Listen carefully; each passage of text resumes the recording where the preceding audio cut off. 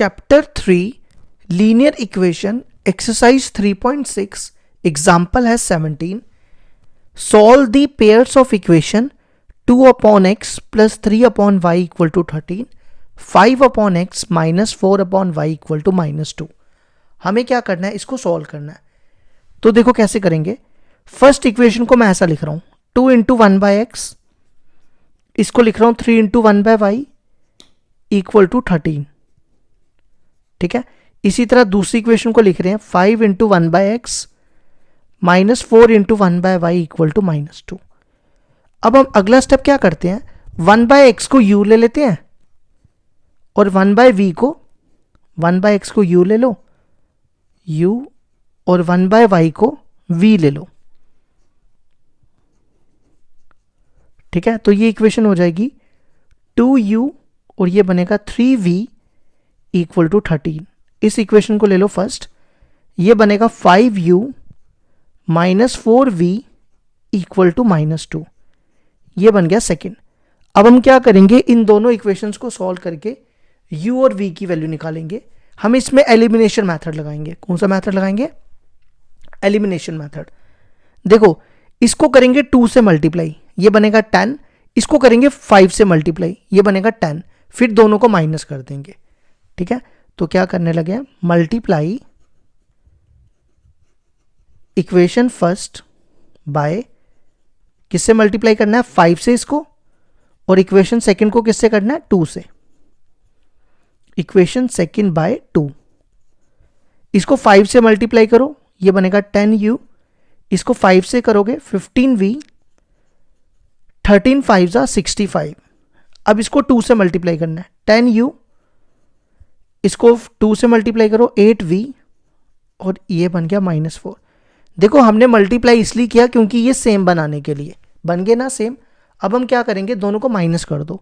यहां प्लस है तो माइनस, यहां माइनस है तो प्लस, और यहां माइनस है तो प्लस. ये दोनों कैंसिल हो जाएंगे.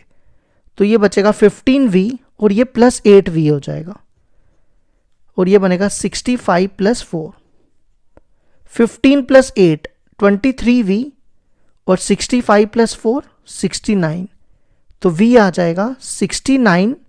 23 को इसके नीचे ले आओ, ये इससे कैंसिल हो जाएगा. ये कैंसिल होता है ना, हाँ होता है, 3 से होता है. तो v आ जाएगा हमारा कितना 3. ठीक है. अब हम u की वैल्यू निकाल लेते हैं. आप क्या करो, इन दोनों में से किसी एक इक्वेशन में v की वैल्यू डाल दो. तो हम फर्स्ट में डाल देते हैं. तो हम वैल्यू डालने जा रहे हैं v की,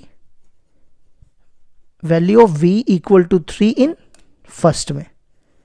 तो यहां पे डालो, ये बनेगा 2u प्लस 3. v की जगह देखो क्या डालना है 3 इक्वल टू 13. ये बनेगा ट्वाइस ऑफ u, ये 3 3 सा 9 हो जाएगा, और ये 13.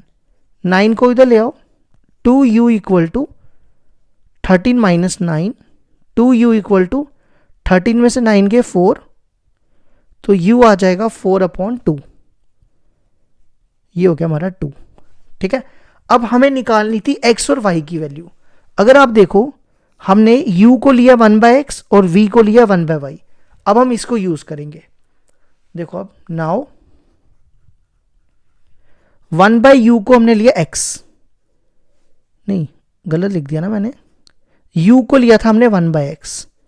u की वैल्यू यहां डालो, u की value 2 equal to 1 by x, cross multiply करो इसको इधर, 2x इक्वल टू 1 और x आ जाएगा 2 इसके नीचे 1/2. इसी तरह अब v को लिया था हमने 1 बाय वाई, तो v की वैल्यू देखो आपके सामने है 3, क्रॉस मल्टीप्लाई करो y को इधर, 3y इक्वल टू 1, तो y हो जाएगा ये 3 इसके नीचे 1/3. ये हो गया हमारी एग्जांपल 17 कंप्लीट.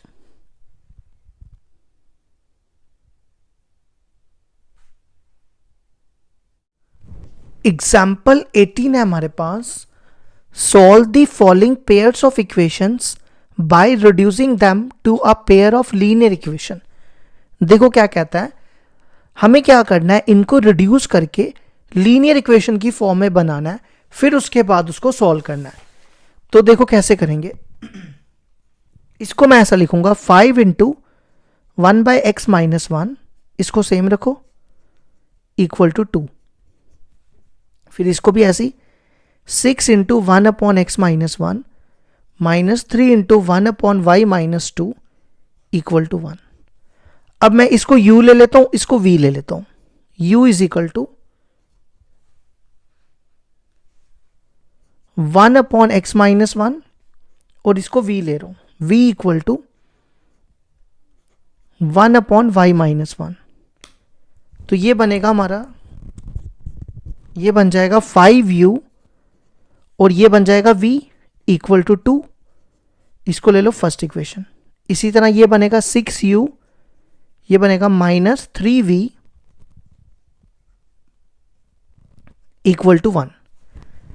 अब देखो क्या करेंगे, देखो मैं आपको एक आसान तरीका बताता हूं। पता है क्या करो, इसमें से ना 3 कॉमन निकालो। 3 कॉमन निकालेंगे तो यहां बचेगा 2u माइनस v। इस 3 को इसके नीचे ले आओ, 2u minus v equal to 1/3। देखो इसको ना मल्टीप्लाई करने की जरूरत ही नहीं है, देखो दोनों का v सेम है ना, तो मैं सीधा ऐड कर देता हूं, v कैंसिल हो जाएंगे, है ना। इससे देखो कितना इजी हो गया। तो क्या करने जा रहे हैं, एडिंग 1 and 2। तो ये बनेगा 5u प्लस v और इसमें ये ऐड करना है 2u minus v equal to में ये और ये ऐड करने हैं। तो देखो कितना इजी हो गया, ये और ये सीधा कैंसिल हो गया। 5u plus 2u, 5u plus 2u कितना बनता है 7u और इसका एलसीएम ले लो 3, 3 प्लस 2 6 प्लस 1, तो 7u इक्वल टू 7/3। तो ये 7 और 7 कैंसिल हो जाएगा, तो u आ जाएगा 1/3। अब u की वैल्यू इन दोनों में से किसी एक इक्वेशन में पुट कर दो तो v की वैल्यू आ जाएगी। तो हम यहां पे डाल देते हैं u की value. u equal to, u की वैल्यू हम किस में डाल रहे हैं 1 में, तो ये बनेगा 5u u की जगह 1/3 प्लस v इक्वल टू 2। ये बनेगा 5/3, इसको उधर ले जाओ, ये बनेगा 2 माइनस 5/3, 3 एलसीएम, 3 2 6 माइनस 5, तो v आ जाएगा 6 माइनस 5 1/3। दोनों की वैल्यू सेम आ गई। अब हमें x और y की वैल्यू निकालनी है, तो अब हम इसको यूज करेंगे, u को और v को, ठीक है। नाउ u हमने किसको लिया था 1/x-1 को, यहां पे u की वैल्यू डालो, u इज 1/3। अब आप यहां पे ना क्रॉस मल्टीप्लाई करो, इसको इधर इसको इधर, ये इधर आएगा तो x-1 और ये 3 1 से मल्टीप्लाई होगा 3 हो जाएगा, तो 1 को उधर ले जाओ, तो ये बनेगा 3 प्लस 1, तो x आ गया हमारा 4। x कितना आ गया हमारा 4। अब y की वैल्यू निकालनी है। अब देखो v कितना था हमारा, v था 1/y-1, v था हमारा 1/y-1, v की वैल्यू देखो क्या है 1/3। अब क्रॉस मल्टीप्लाई करो, इसको इससे इसको इससे, ये बनेगा y-1 इक्वल टू 3, 1 को इधर ले जाओ, y हो जाएगा 3 प्लस 1 और y हो जाएगा 4। एक सेकेंड, y तो 5 आ रहा है, हमने क्वेश्चन में गलत कर दिया ना, थोड़ा सा ना मैंने क्वेश्चन ही गलत कर दिया, यहां ठीक करना। ये ना y-2 था, यहां ठीक करना, ये 2 था, बाकी सारा ठीक है, बस यहां पे 2 आएगा, ठीक है। बाकी क्वेश्चन कुछ भी गलत नहीं हुआ है, बस यहां पे 2 आएगा, ठीक है। तो v था हमारा 1 कहां गया y-2, तो ये हो जाएगा y-2, ये कहां से आ गया परेशान करने, चलो चुप। तो ये 2 इधर आएगा, तो y आ जाएगा हमारा 5, तो ये आ गया हमारा आंसर। x हो गया हमारा 4 और y हो गया 5।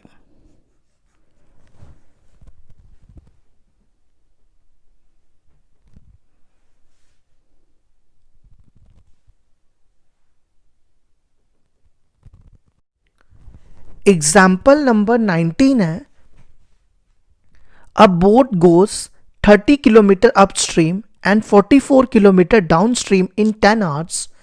In 13 hours, it can go 40 kilometer upstream and 55 kilometer downstream. Determine the speed of the stream and that of the boat in still water.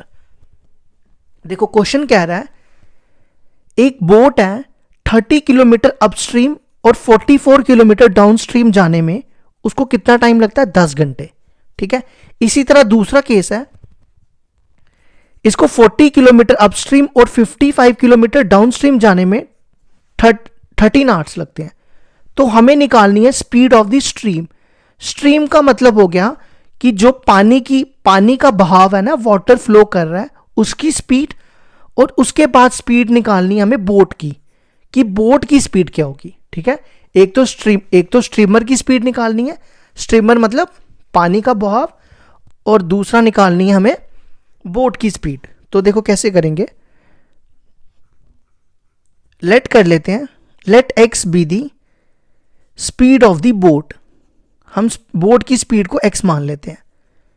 Speed of the boat, इसके साथ ना ये भी लिख देना, इसका यूनिट भी लिख देना, kilometre per hour in still water.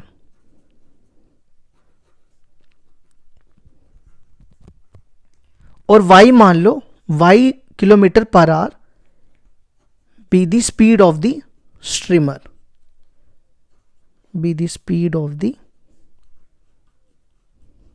Stream बोल लो या स्ट्रीमर बोल लो, कुछ भी बोल लो। ठीक है, अब आ जाओ डाउन स्ट्रीम और अपस्ट्रीम में क्या होता है। देखो सबसे पहले अपस्ट्रीम में आ जाओ। देखो अपस्ट्रीम में क्या होता है कि डायरेक्शन जो होती है ना, एक तो बोट की, ये मान लो बोट की डायरेक्शन है और ये वाटर की डायरेक्शन है, ये दोनों ना अपोजिट होती है, हमेशा याद रखना। अपस्ट्रीम में क्या होता है, दोनों की डायरेक्शन उल्टी होती है, मतलब ये है बोट की डायरेक्शन और ये है वाटर पानी की डायरेक्शन। और डाउनस्ट्रीम में क्या होता है, डाउनस्ट्रीम में ये मान लो वाटर है, डाउनस्ट्रीम में क्या होगा, अगर वाटर की डायरेक्शन बोट की डायरेक्शन अगर इस साइड है तो वाटर की डायरेक्शन भी इस साइड होगी। मतलब इसमें डाउनस्ट्रीम में दोनों की डायरेक्शन सेम होती है और अपस्ट्रीम में दोनों की डायरेक्शन अपोजिट हो जाती है। तो स्पीड इन अपस्ट्रीम में देखो डायरेक्शन क्या है, अपोजिट, तो अपोजिट में क्या होगा, x माइनस वाई। ठीक है, और स्पीड इन डाउनस्ट्रीम में क्या हो जाएगा, दोनों की सेम डायरेक्शन है, x प्लस वाई। ठीक है, अब देखो करना क्या, मेरी बात ध्यान से सुनना। देखो हमारे पास दोनों का टाइम दिया हुआ है 10 आवर्स, तो हम यहां पर पता है क्या फॉर्मूला लगाएंगे, आपने ये फॉर्मूला पढ़ा है ना, speed is equal to distance upon time. तो हम यहां पे टाइम का फॉर्मूला यूज करेंगे, time is equal to distance upon speed. ठीक है, तो पहले केस का देखो यहां पे अपस्ट्रीम प्लस डाउनस्ट्रीम का टाइम, अपस्ट्रीम प्लस डाउनस्ट्रीम का टाइम कितना दिया हुआ है, 10 आवर्स। ठीक है, और दूसरे केस में अपस्ट्रीम प्लस डाउनस्ट्रीम का टाइम दिया हुआ है कितना, 13 आवर्स। ठीक है, अब हम लगाते हैं टाइम वाला फॉर्मूला। टाइम का फॉर्मूला क्या है, डिस्टेंस अपॉन स्पीड। तो अपस्ट्रीम का डिस्टेंस देखो कितना है, 30 किलोमीटर अपॉन, और स्पीड किसकी, अपस्ट्रीम की स्पीड है x माइनस वाई। ठीक है, फिर बीच में प्लस, फिर आ जाओ डाउनस्ट्रीम में। डाउनस्ट्रीम की टाइम का फॉर्मूला है डिस्टेंस अपॉन स्पीड। डिस्टेंस देखो कितना है डाउनस्ट्रीम का, 44 किलोमीटर, और स्पीड देखो कितनी है डाउनस्ट्रीम की, x प्लस वाई, और दोनों का मिला के टाइम कितना दिया हुआ है, 10 आवर्स। तो ये बन गई हमारी फर्स्ट इक्वेशन। ठीक है, इसी तरह दूसरी इक्वेशन हम यहां बना लेते हैं। दूसरी इक्वेशन में देखो क्या है, अपस्ट्रीम प्लस डाउनस्ट्रीम मिला के दिया हुआ है 13। तो अपस्ट्रीम का पहले हम निकालेंगे टाइम। ठीक है, अपस्ट्रीम का देखो डिस्टेंस कितना है, दूसरे केस में 40 किलोमीटर अपस्ट्रीम, तो ये बन गया 40 अपॉन स्पीड कितनी है अपस्ट्रीम की, x माइनस वाई, बीच में क्या है इनके प्लस। अब डाउनस्ट्रीम पे आ जाओ, डाउनस्ट्रीम का टाइम का फॉर्मूला डिस्टेंस अपॉन स्पीड। देखो टाइम का इसलिए फॉर्मूला लगा रहे हैं क्योंकि हमारे पास दोनों का टाइम दिया हुआ है, ठीक है। तो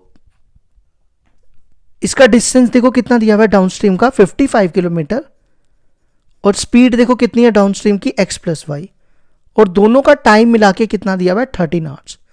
अब हमें क्या करना है, इन दोनों इक्वेशंस को सॉल्व करके x और y की वैल्यू निकालनी है। तो देखो कैसे करेंगे। देखो मैं यहां पे u को ले लूंगा 1 अपॉन एक्स माइनस वाई, और v को ले लूंगा 1 अपॉन एक्स प्लस वाई। तो ये इक्वेशन बनेगी 30u, ये बनेगी 44v इक्वल टू 10, ठीक है।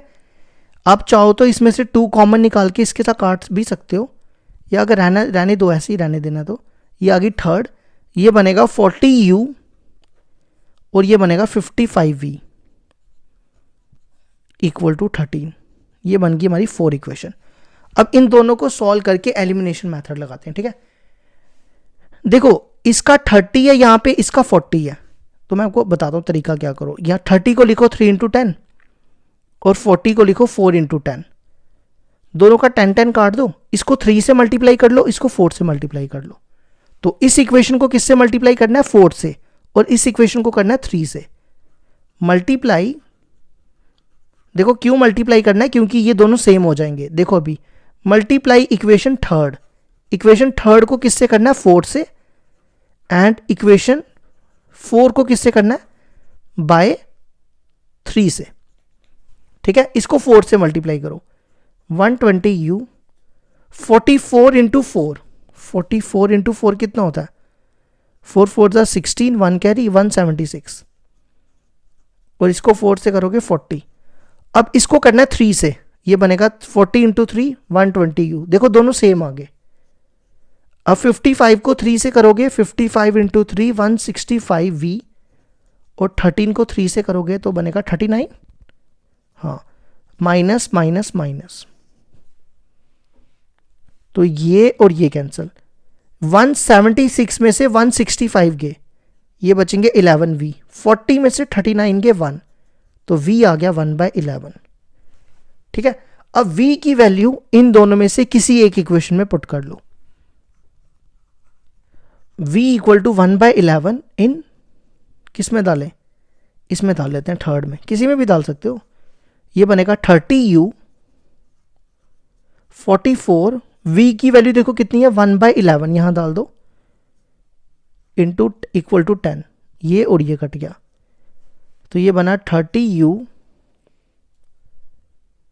Plus 4 equal to 10। 10 को इधर ले आओ, 10 इससे माइनस हो जाएगा ना, ये बनेगा 10 माइनस 4, वो कितना हो गया 6। 30 को इसके नीचे ले आओ, u आ जाएगा 6/30, ये कैंसिल होके 1/5 बचेगा, ठीक है। अब देखो अगला स्टेप क्या करो।